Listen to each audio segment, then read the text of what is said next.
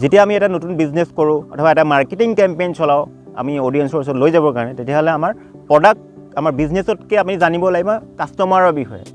কাষ্টমাৰে কি pain face কৰি আছে যোনটো আপুনি ছল্ভ কৰিব বিচাৰিছে, সেই প্ৰব্লেমটো কেনেকৈ বঢ়াই চহাই কৰিব পাৰি যাৰ ফলত তেওঁলোকে ইম'চনেলি এটেচ হয় আৰু প্ৰডাক্টটো ল'বলৈ ট্ৰাই কৰে।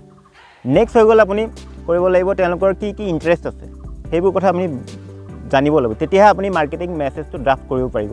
ফৰ এক্সাম্পল কোন চেলিব্ৰিটি তেওঁলোকে ফ'ল' কৰে, কি ইণ্টাৰেষ্ট আছে তেওঁলোকে কি আপোনাৰ ৰুটিনবোৰ কেনেকুৱা হয় সেই তেনেকুৱা টাইপৰ মানুহৰ, সেই কথাবোৰ ভালদৰে জানিব লাগিব। অৰ্থাৎ কাষ্টমাৰ যোনটো নলেজ আছে সেই নলেজটো বহুত ইম্পৰ্টেণ্ট হয়। যিকোনো এটা মাৰ্কেটিং কেম্পেইন লিখোঁতে তাৰ হুকটো লিখোঁতে যেনেকৈ আমি মানুহটোক এট্ৰেক্ট কৰিব পাৰোঁ, হুক কৰিব পাৰোঁ, গতিকে তেওঁলোক বিষয়ে প্ৰথমতে জানিব লাগিব, সেইটো ৰিচাৰ্চ কৰিব লাগিব। তেওঁলোকৰ কি চেলিব্ৰিটি কি আছে, কাক ফ'ল' কৰে, কেনেকুৱা ধৰণৰ খাদ্য খায়, কি জেগাত যায়, কেনেকুৱা মেগাজিন ফ'ল' কৰে, সেইবোৰ সকলো কথা আপুনি গম পাব লাগিব। তেতিয়াহে আপুনি মাৰ্কেটিং মেছেজটো বনাব পাৰিব। গতিকে এই কথাটো মনত ৰাখিব আৰু কাষ্টমাৰৰ বিষয়ে অতি ডিটেইলভাৱে জানিব লাগিব, তেতিয়াহে আপুনি বিজনেছটো ছাকচেছফুল কৰিব পাৰিব।